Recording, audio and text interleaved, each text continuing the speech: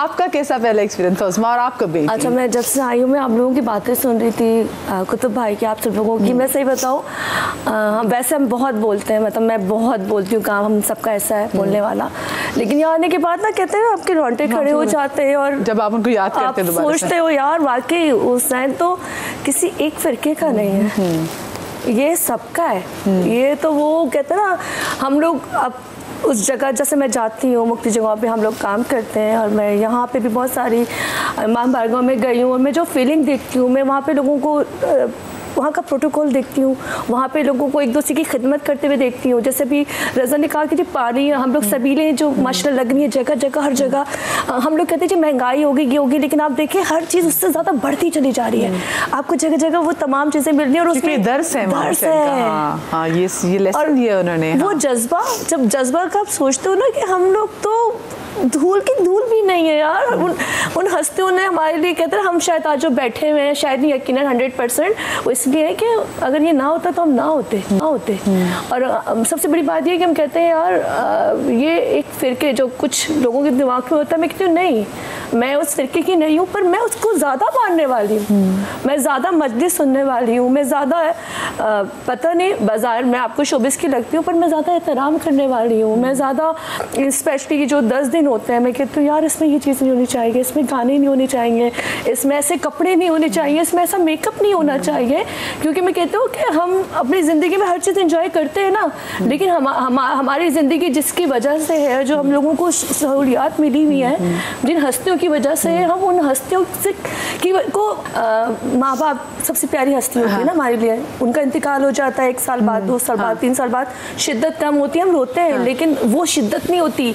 लेकिन ये वाकया, ये हम कहते हैं, हम जब सोचते हैं ना हमारे आंसू यहाँ होते हैं। बिलाल भाई से मैं जानना चाहूँगी, बिलाल भाई जब पहली बार आपने मिशी की थी, जिसको हम अर्बाइन वॉक कहते हैं, जिसको हम एक्चुअल में सफ़र इश्क कहते हैं, जो कि शुरू होता है नजफ से करबला तक, तो क्या आपने सोचा था कि कभी होता है ना कि हाँ जी मैं अगर इस टाइम में पर्टिकुलर में जा रहा हूँ, मखसूसी पे जा रहा हूँ, तो बहुत सारी इंसान चीज़ें पहले सोची तो हसरत होती है, तो आपकी पीछे से क्या ये हसरत थी, आपकी पीछे से क्या दुआ थी, क्या आपका इरादा था कि आपने कहा नहीं मैंने ये ज़रूर एक्सपीरियंस करना है?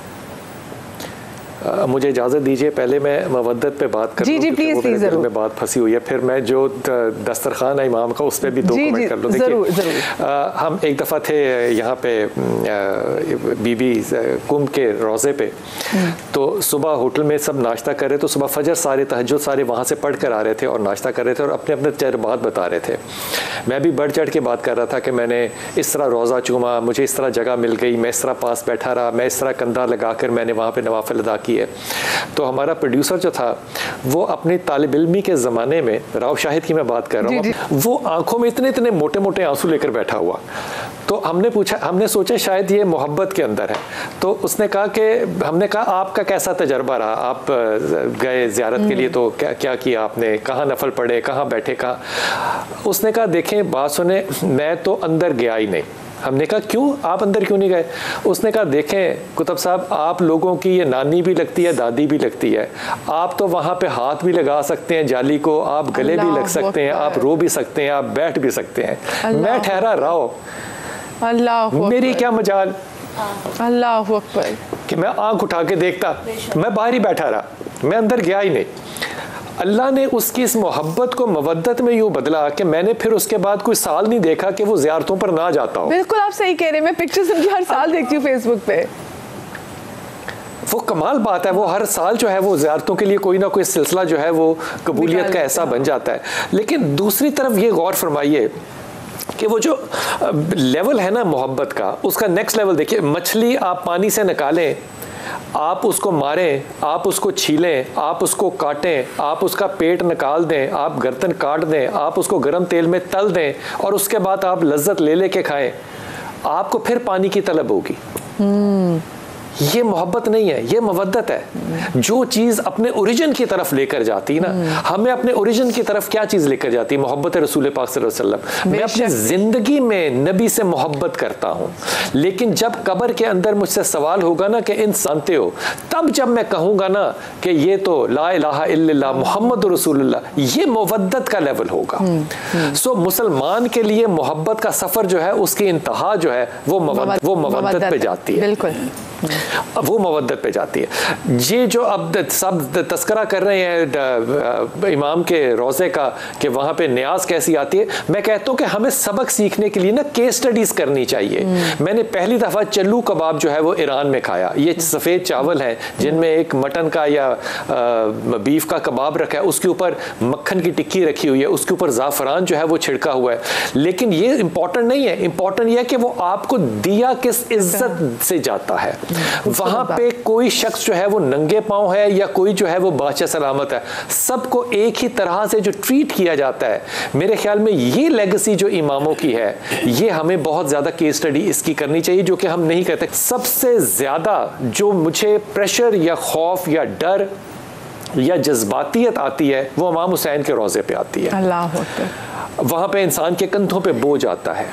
लेकिन सबसे ज़्यादा जो सहूलत मुझे मैसर आती है, ये मैं लफ्ज़ इस्तेमाल कर रहा हूँ सिर्फ समझाने के लिए, जैसे लगता है कि आप अपने अब्बा के घर चले गए हैं, वो नजफ़ में आती है। वहाँ पे आप घूमें फिरें, वहाँ पे कोई खौफ नहीं है, वहाँ पे अजीब लगता है कि आप किसी ऐसी हस्ती के साए में आ गए हैं जो कि आपकी शफ़क़त का जो है वो पैराडाइम जो है वो वही बिल्कुल कन्वर्ट और बिल्कुल चेंज हो जाता है।